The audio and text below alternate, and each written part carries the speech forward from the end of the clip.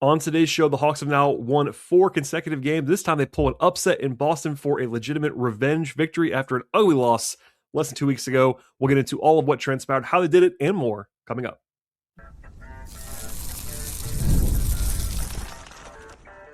You are Locked On Hawks, your daily Atlanta Hawks podcast.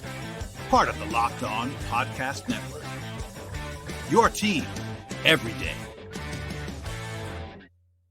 Hello, friends. Welcome to episode 2154 of the Locked On Hawks podcast, part of the Locked On Podcast Network, now the number one sports podcast network. I'm your host, Brad Rowland, coming to you on a Wednesday evening into Thursday, and thank you for all of you that reached out in the last 24 hours or so after I posted the podcast last night. Yes, I had a flood at my apartment. It is not resolved. I am playing a road game right now, kind of in limbo with my living situation, but I appreciate all the kind words, and that's the last I'll talk about that on this podcast, but I want to shout everybody out at the top of the show for all the kind words and messages. But today, the real topic of conversation should be the Atlanta Hawks winning on the road in Boston, 117-106. Did the Hawks win this game? Their 4th consecutive victory and a really, really good win for the Hawks. For reference, 11 days ago, the Hawks were absolutely blasted at home by this same Boston Celtics team. And at the time, I did note that it was kind of an outlier game. Like, nothing went right for the Hawks the entire game. They were shorthanded without Dyson Daniels. It was the first game after a long West Coast trip, and around the league, that's kind of known to be kind of a wonky spot for the home team. But still, it was not competitive at all, and the Hawks got bludgeoned.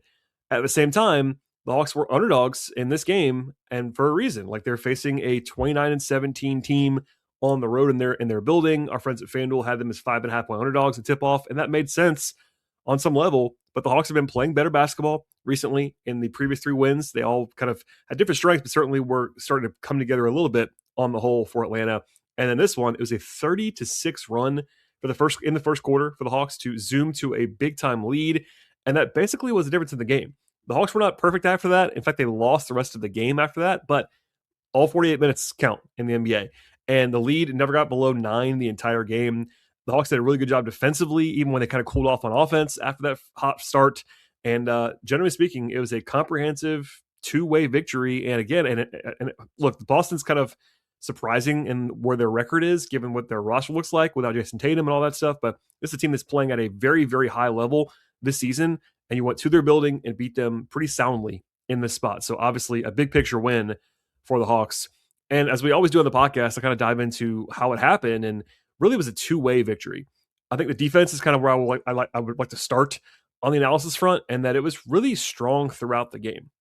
Even with Boston scoring 5 very meaningless points in the final minute of this game, the Hawks still only allowed 106 points in a pretty slow possession game, but still they had good overall numbers efficiency-wise defensively, and they earned that against literally one of the number 1 or number 2 offenses in the entire league. It's either Boston and Denver up there 1 and 2 all year long, and the Hawks just kind of throttled them in this game. Atlanta's calling card defensively all year long has been habit creation. That's not surprising for a team that has Dyson Daniels on it, the league's best habit creator in a lot of ways. They forced 16 turnovers that led directly to 23 points. That was a huge factor in this game. And also, all season long, the Hawks have kind of gone as their habit creation has gone defensively. Atlanta is now 19-8 this year when they force at least 16 turnovers.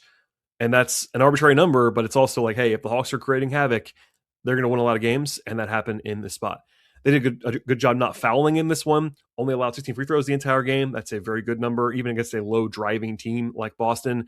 They wall off the paint very effectively. They allowed 38 points in the paint in the entire game. That's a top 5 figure of the season for Atlanta. Rim protection-wise, they got back in transition in this game. There were not a whole lot of fast break points allowed by the Hawks. And the only real blemish defensively is a familiar one. If you have followed the Hawks all year long, the glass was not very good defensively for Atlanta. They allowed 21 second chance points. That's a not so good number, but that's also very familiar. And look, with the current personnel, that's just going to happen sometimes. Aside from, I would say, Dyson Daniels and Jalen Johnson, there are not a lot of plus rebounders for their positions on this Hawks team that are available right now. They're playing a little bit smaller usually, all that stuff.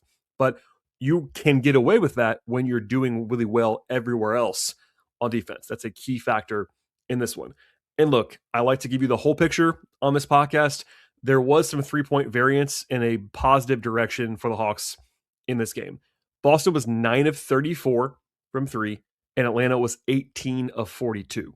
So one team shot it really well, One team shot it very poorly.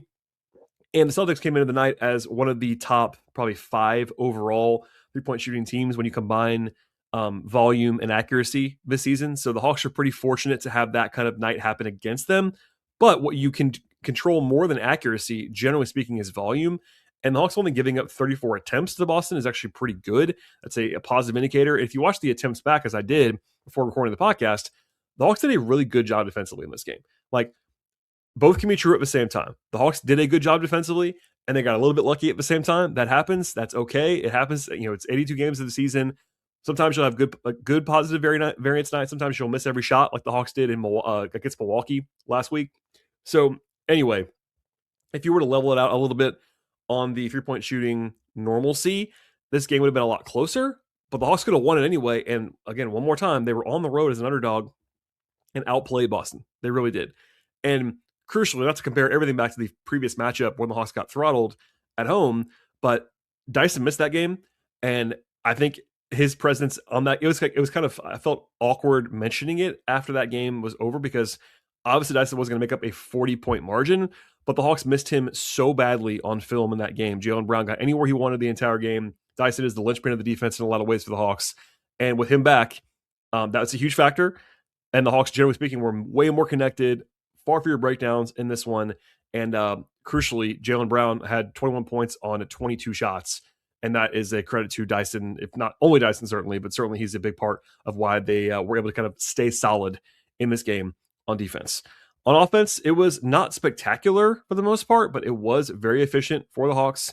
They had 117 points in a slow-paced game, so it was like a 120-ish offensive rating. And look, they were pretty average offensively after about the first 10 minutes of this game, but it all counts. It all goes in the ledger in the same frame. And I mentioned before, but they shot that really well from 18 threes is a good number for the Hawks. That goes a long way to help the offensive efficiency. They had one pocket of kind of bad ball security in the second quarter when the Celtics made a run that was not a coincidence, when they stopped when the Hawks were turning the ball over a little bit. But for the whole game, they had 9 turnovers. That is a awesome figure and a massive factor in any game. Only the 8th time this year in 49 games that the Hawks have had single-digit turnovers. And unsurprisingly, they are 6-2 in those games. So taking care of the ball, leading to success is not a huge surprise, but it is worth noting. And only 3 of the 9 turnovers were of the live ball steal variety. So it was even less damaging when the Hawks turned it over. It was kind of, dead balls and offensive foul, that kind of stuff. You don't want to do those anyway, but they're not as bad as live ball steals like the Hawks have been prone to giving away a little bit at times this year. They also had a pretty good offensive rebounding game by Hawks standards. They had 20 second chance points. Not huge numbers overall there, but the Hawks have been a very bad second chance team all year long. Like they're bottom 5 in the league in that category, but they were able to at least be okay there and have some extra chances. And generally, they were about dead even in the possession battle, and that is a usually good number for the Hawks to be in overall. And look, they share the ball really well. So this is a very key factor. I said it for last in this first segment. The Hawks had 29 assists in this game, I should say. That's a good number in a vacuum. It's not crazy, but it's a very good number. Even it's not special for this team, but it's a good number in a vacuum. The Hawks have now had 28 assists or more in 39 of their 49 games this year. For reference, 28 assists per game would be in the, I think, 9th in the NBA on its own this season, and the Hawks have had that number or higher in 80% of their games. The Hawks are still leading the league comfortably in assists, 31 per game. They are on track to be like one of the best teams of all time in that stat. They probably won't set a record in like that, but they're up there, and it's equal opportunity. Sometimes it's Jaylen. I think he's obviously leading the team in assists, but Dyson Daniels has been racking up assists now for a while.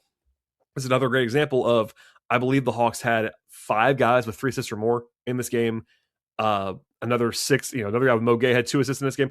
Everyone who played other than Luke Kennard had at least an assist in this one. Like, they share the ball really well, and that leads to good balance as well. So 9 of the 10 guys that played for the Hawks in the real portion of this game, the competitive portion, made a 3. Everyone except Christian Coloco, who is the guy you expect to not make one. Everyone that took a 3 made a 3 for the Hawks in this game. All 9 of those guys also had at least 5 points. 6 players had 13 points or more, and no one had more than 21 points. So it was one of those truly balanced across the board efforts on offense. And no one had an absurd game offensively. But at the same time, everyone did what they kind of needed to do on offense. I'll get into this more later on, but Corey Kispert had 3 threes in this game. Jalen had some highs that were really impressive in this one. Okongwu made some shots. He had 17 points. Dyson was really good, under control, had 9 assists, 15 points. Nikhil led the team in scoring, 21 points. McCollum had a good stretch in this one. Kennard made a couple shots, as he often does. Like, it was equal opportunity, very balanced and impressive. And generally speaking, nobody on the Hawks roster played poorly, I didn't think. And that's what you kind of have to have. Like, it's not impossible to win on the road in the NBA. The Hawks have been good on the road all year long. But when you are not supposed to win, quote unquote, in the betting market or coming into the game or whatever you want to say, you got to play well. And basically, it was across, like, no one was great, but no one was bad either. And that's usually a good sign for you on the road. So big picture, really encouraging performance from the Hawks in this spot. And now it's time to get greedy. I know I said after the game on Monday evening that if the Hawks could just get a split on Wednesday and Thursday and a very tough back-to-back on the road in Boston and then home for Houston, now you want to get greedy. If you can win on Thursday, a winnable game at home, if you get that win, you're 500 again. And that's not going to get anybody terribly excited, but where the Hawks were a week and a half ago, 2 weeks ago, edging towards 500 again is a good sign, and there is room for optimism, I would say, with both how the Hawks are playing, the roster potential additions later on, as soon as this week with potentially Ricochet coming back, and then Porzingis hopefully at some point. Deadline's coming up soon, so a good positive vibes night at the office for the Hawks. And we'll get into more details about how this game unfolded in a second, my analysis of what went well for the Hawks, what went poorly for the Hawks, player stuff, etc. It's all coming up in just one moment. Tax season does not have to actually take over your life. This year, TurboTax is making it easier than ever to just hand things off and move on with your day. With TurboTax Full Service, you can have your taxes done for you by a trusted local expert from start to finish without the stress or the guesswork that you don't want in your life. Instead of spending hours trying to figure out your forms on your own, you can meet with a local expert from TurboTax in person or connect online. They handle everything from W-2s, self-employed forms, and work to get you every single deduction that they can. You can upload documents, go about your day, and then get updates right in the TurboTax app. It is a huge, and I do mean huge, time saver. It gives you real peace of mind knowing that an expert is handling it all for you. For a limited time as well, you can have your taxes done by a local TurboTax expert for just $150, all in, if a TurboTax expert did not file for you last year. Just file by February 28th. Take taxes off your plate and get back to your life. Visit TurboTax.com/local. One more time, that's TurboTax.com/local to book your appointment today. All right, thank you as always. Make Locked On Hawks your first listen each and every day. If you ever want to go ad-free, you can do so now by joining the Everydayer Club. And if you sign up by the trade deadline on February 5th, you can use the code DEADLINE to get your first month free. Tap the link in the show notes if you want to learn more. And as I said before, this game started gangbusters for the Hawks. It was lights out early, and that's what built the lead that they never relinquished, basically. It was a 30-6 run. Not at the very beginning of the game, but like within the first 2 minutes, this run started. 30-6 to go from the Hawks being down by 3 early. I think it was like 5-2 or something like that, to go up by 21 points in the blink of an eye. They shot 7 to 10 from 3 to begin the game. The first 6 makes were from 6 different players, which speaks to the balance I talked about a second ago. And then Nikhil finally made a second one, but it was crazy balance across the board. Jalen started really well in this game, 8 points in the first 5 minutes. Dyson hit a 3. Had a blow by Jaylen Brown and made a clear impact defensively, had 3 stocks in 7 minutes. Like, his impact was just like so evident right away. And then defensively, it was pretty stout right away. I mentioned before, but like having Dyson back was huge. They were more connected. Boston couldn't make a shot early on. And other than when Anthony Simons came in and made 3 straight shots, it was pretty much lockdown defense early in the game. Rotationally, no big surprises for Atlanta. It was very similar to the game on Monday. It was McCollum and Koloko as the first subs, followed by Luke Kennard and Mo Gay, and then Vit Krejci was kind of the 10th man. Vit played in the first half and then did not play in the second half until garbage time in the final minute. And then Keaton Wallace was the one guy who was active that only played in garbage time. So again, kind of where things have been recently. If Ricochet comes back, could be as soon as Thursday. I would expect somebody to not play. Maybe it's Vit. Vit appears to be behind Kispert and Kennard, but TBD on that for later on. The Hawks were up by 20 points at the end of the first quarter. It was 38-18. They had 1 turnover, 10 assists. Boston couldn't make a shot. I don't mean to be mean and pick on him, but I thought Amari Williams, who started at center in this game for Boston, they're shorthanded right now. You know, Neemias Queta is out, for example, but Williams was very bad, I thought, in the first quarter, which definitely helped the Hawks. But other than Simons going off, there wasn't too much to be mad about in that first quarter for the Hawks. Second quarter was not as outstanding. They gave up a 10-2 run right away. They had 2 points in like 6 possessions offensively. Mo Gay had a couple mistakes that were glaring early on in that quarter. They had 4 turnovers. I mentioned this before, but they had 4 turnovers in 4.5 minutes in the second quarter. The rest of the game, they had 5 total turnovers. It was night and day, basically. Boston got it back within 14, and then the Hawks, to their credit, had an 8-0 run after back-to-back threes from McCollum and Kispert. Boston did have the 8-0 run going into halftime over the last 3.5 minutes. The Hawks didn't score on their last 6 possessions of the first half, and I was a little bit concerned with how much they had cooled off on offense if Boston could make some shots. Also, Quinn Snyder was so frustrated. It was very obvious. He was like losing his mind on the officials before halftime. There were 2 or 3 no calls in a row on drives. I think maybe all of them were Jalen, but a lot of them were Jalen. And Quinn was not pleased. There was not a lot of free throw shooting in the entire game. There were 29 combined attempts the entire game, and I think only 10 in the first half. So they were swallowing the whistle quite a bit, but I think that Quinn was right to be frustrated late in the half. But they had a great half overall still, despite the hiccup at the end. They wavered a little bit coming out of halftime, but then they had a 11-0 run early in the third quarter that I thought was a huge factor in the game to go back up by 23. Boston did answer that with a 16-4 run of their own. Jalen had a pretty nightmarish stretch. Personally, I thought he was pretty good overall in this game, but there was one stretch in the third where he missed some free throws, missed a couple shots, had a bad turnover, and was also like very frustrated with the officiating. It seemed like Quinn did challenge a pretty ridiculous loose ball foul that would have been Jalen's 4th foul and won that challenge. But although right after that they had a turnover on a super soft offensive foul, officiating was a pet peeve of the Hawks in this game. We'll leave it there for now. The game basically ground to a halt in the third quarter. There were multiple reviews and stoppages, and just generally it was a slog in the third. Like Okongwu committed a very normal foul on a fast break that was reviewed for a long time. Joe Mazzulla went crazy on Boston's bench and got a technical foul. I was honestly surprised they didn't get tossed. He went like actually nuts, like threw his own assistant out of the way. Crazy stuff. After all that, the Hawks did have a stretch where they scored 4 points in like almost 7 minutes in the third quarter, but they managed to get into the break of the quarter up by 11, which was like, hey, I don't know how the Hawks are up by 11 points because it was kind of wavering in the third. But in the fourth, they started cooking on offense. So the third quarter was kind of a slog. They scored 27 points, but I think I want to say it was like 8 in the last 8 minutes of that period. But in the fourth, they scored 14 points on their first 7 possessions. The ball was moving. The player movement was really good. They made shots. And the defense actually was a little bit hiccupy at that point in time, but it didn't matter because they just kept scoring. So I tease this a little bit, I think, at some point early in the podcast, but Onyeka Okongwu got hit in the face with an elbow from Jaylen Brown, like with 6 minutes to go in the game. He went straight to the locker room. He got drilled by Jaylen Brown. The play was reviewed for a long time, became a flagrant on Jaylen Brown, which is probably the right call, even though it wasn't on purpose. Because of how long the delay was, they called Okongwu out of the locker room to come back in and shoot the free throws. Now, people were wondering why, and the reason is the game wasn't over at this point in time. There was a long time left in the game, and the Hawks had not ruled him out of the game yet. And by rule, if you don't shoot the free throws, you can't come back in.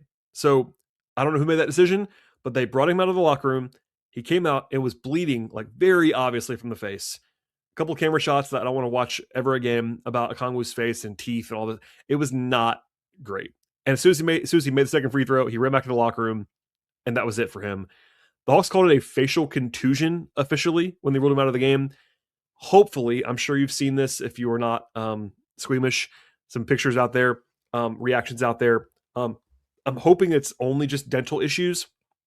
It didn't look awesome, if I'm being honest. Also, I believe as I'm going to look right now on the air.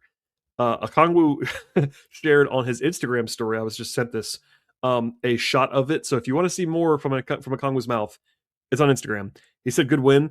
Hopefully, it's only dental issues. Like if you start talking about like a facial fracture or a jaw issue, that could be a while. Because of course, the number one question is like, how long is he gonna be out?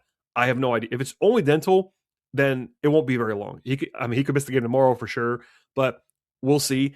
It didn't look good. That's the one negative of this game is that he might be out for a minute. But basically holding your breath that it's only his teeth.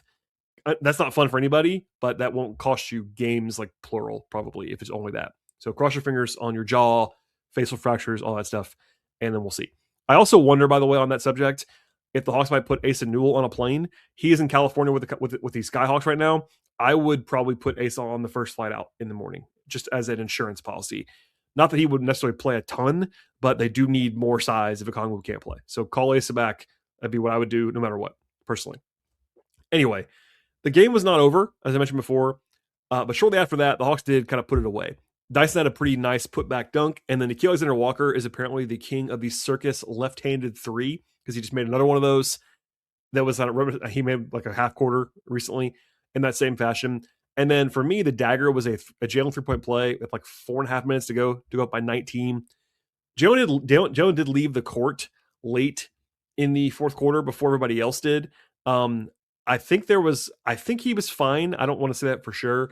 He could have been banged up a little bit. Back to back tomorrow. He also might have been checking on Okongwu. Jalen and Okongwu are like best friends. So that's wouldn't have been surprising to me at all. So I got questions about that. I did see him leave the bench. He came back out. He seemed to be okay, but we'll see again, injury report coming out Thursday afternoon for the game tomorrow. So TBD, but look, one more time, a really, really good win. I cannot say that enough. A really good win. Their best, it's not always in a vacuum, but their best individual win in a while. Like to go on the road in Boston and do this, not something that you should be hand waving. I know it's a long season. It's a lot of games, but a really good one on this Wednesday. All right, in a second, I'll dive into the individual player stuff from this one and a quick look ahead to what happens tomorrow, literally tomorrow at home for the Hawks. It's coming up in just one moment. Let's be real. Managing your finances can be a little bit overwhelming.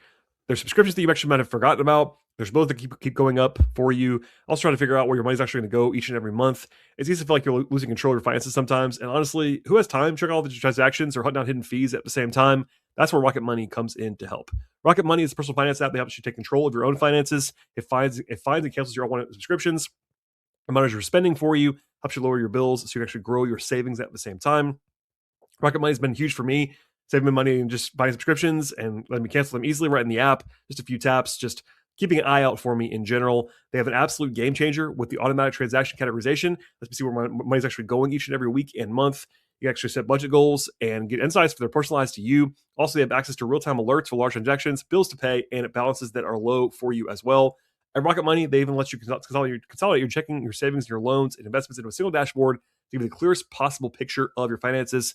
You can let Rocket Money help you reach your financial goals faster, and you can do so by joining up right now at rocketmoney.com/lockedon. That's rocketmoney.com/lockedon. One more time, the place to go is rocketmoney.com/lockedon. All right, so as I mentioned before, there was no like outstanding performance, but a lot of generally positive games for the Hawks in this spot. Keaton Wallace played 1 minute. That I'll kind of overlook that. It was only garbage time. Pete Krejci was the only guy who had like a big plus minus in this one, but only played the one stint in the first half and then came out. Did make a three. He had been a little bit cold, so that's good to see. He's been seemingly falling behind Kispert and Kennard, but I thought Veit was fine when he was out there. Just didn't have a huge impact. Mo Gay had a weird game. Some really nice highs defensively, like had a couple of game-changing plays as he always would. I thought he was actually worse than usual defensively in this one. A couple of just big mistakes. And then offensively, he made a three, had 2 offensive rebounds. So like he was fine overall. Just a couple of exasperation moments as Mo is sometimes providing. His highs are high, his lows are low. That's the usual experience. Luke Kennard, 9 points on 4-7 from the floor, 1 of 3 from 3. Not a huge Luke game, but I thought he played fine, moved the ball well. Just didn't have like a ton of opportunities. I didn't think offensively, but I thought he was a general positive in the game. Christian Koloko played 13 minutes, didn't score, only took 1 shot. It was not a great shot. It was like a mid-range jumper that I think he probably would not want to take again. But had 2 rebounds and an assist, played good defense, was plus 14. I don't think that was because of him, but I thought he was fine. I think he did a good job just being out there doing the center stuff that you need to do. But kind of a come down for him production wise, but certainly he was not the problem at all for the Hawks in this one. McCollum, 13 points on 14 shots. So didn't shoot it great. 5 of 9 on 2s is actually pretty good, but 1 of 5 from 3. 3 rebounds, 3 assists, a steal, and a turnover for TJ. He was totally okay in this one. Didn't get picked on defensively too much, which is what you're worried about with him more often than not. So that was a good positive game off the bench for McCollum. To the starters, Kispert had a nice game. He was pretty shaky on Monday, and he was probably the only guy who was. But 13 points on 9 shots in this game, hit 3 threes, 2 rebounds, and an assist. I thought he played pretty well. Stay connected, mostly defensively, like had some nice moments there. Wasn't getting picked on too much. So a nice little step forward for Corey. Alexander Walker led the team in scoring with 21 points on 15 shots, hit 5 threes. Only actually took 3 twos in the whole game, but had 3 assists, 3 steals, was just generally very good. Not a the lefty running shot was crazy, but he's capable of doing that. He's basically ambidextrous, so that was a fun one. But he was just generally very solid across the board. Okongwu 17 points, 6 rebounds, 3 assists, and 2 steals plus a block for Onyeka in 29 minutes. He would have played more if he hadn't had to leave the game. Again, cross your fingers about his facial/dental injury of some kind. But before that, I thought he had a good game overall and was a clear positive. Dyson Daniels has been awesome for a while now. 15 points for Dyson on 11 shots. Hit a 3 in this one. Had 9 assists to lead the team, 6 rebounds, 5 steals, and a block. He was just tremendous. I thought it was so glaringly obvious that they missed him in the first matchup, but he was just so good tonight. For example, by the way, there's been a lot of talk, and I get why, about the shooting. He has made a 3 in back-to-back games. That's a step forward. But over the last 5 weeks, he's averaging 8 assists a game and shooting 59% on 2s. Pretty good stuff for a guy who, I know there's controversy about his shooting, but he's been so good. Plus the defense, obviously. There's 6 stocks in this game, plus 9. Like, he's playing very, very good basketball right now. And then Jalen Johnson, 19 points, 14 rebounds, 7 assists, plus 23, best on the team. Didn't shoot it all that well inside the arc. It was actually 3 of 11 on 2s. Got to the line 6 times, though, 3 of 5 from 3. He had the one really rough stretch in the third quarter, but other than that, he was really good in this one, productive. And when the Hawks were playing with him on the floor, they dominated. When he was on the bench, they didn't. So not a huge surprise there. And for those asking, I shouldn't say 100% sure, because I'm never 100% sure about most things. If Jalen's not an all-star, I will be shocked. The numbers are what they are. I will maybe get into that later on this week in more detail if I need to. But I think it's so obvious to me that he's going to be an all-star that I'm not even going to talk about it a ton. When he makes it, I will acknowledge that. But I think it would be a massive snub if he didn't make it. So I will leave that there for now. Again, comprehensively, good night for the Hawks on the whole. And unfortunately for them and everybody else involved, a fast turnaround. The Hawks play at home on Thursday against Houston. Now, this is notable in that normally a Atlanta to Boston to Atlanta travel schedule is pretty brutal. A back-to-back flight from Boston to Atlanta is a long back-to-back. Not impossible, but like a worse than usual back-to-back. So usually you have the disadvantage pretty obviously when that happens to you in the schedule. And if that's all you look at, you would probably assume that. On the flip side, Houston's coming from Houston tonight, and they're playing right now. In fact, it's a national TV game. They're playing the Spurs, and it tipped off at like 9:40 p.m. Eastern time. So the Hawks will actually get to town well before the Rockets do. So situationally, it's actually not bad for the Hawks, even though it is, because Houston's is worse.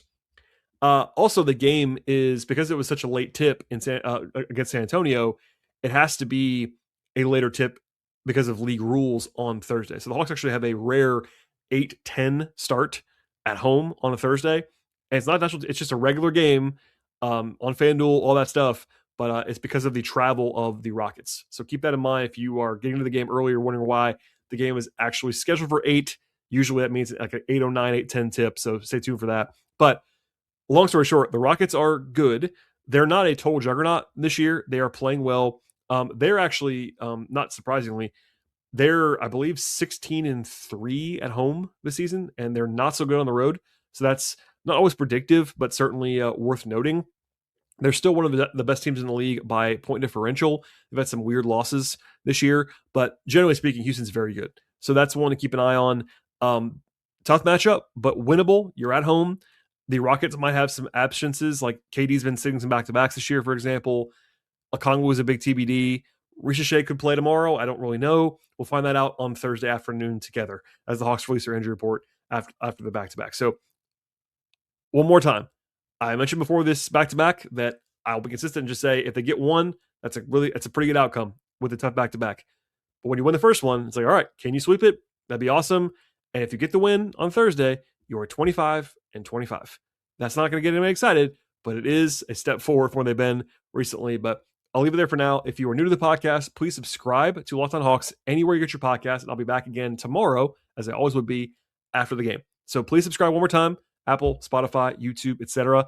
Follow the show on X/Twitter at Locked On Hawks. Follow me there if you want to at BT Rowland. I'm also on Blue Sky at BT Rowland. And you can also follow my non-podcast work about the Hawks at patreon.com/BT Rowland. Everybody, I appreciate you being here as always. And again, one more time for the kind words over the last 24 hours as I deal with a crazy situation at home. But here we are. Hopefully the podcast gets to you in one piece, and we'll see you all next time.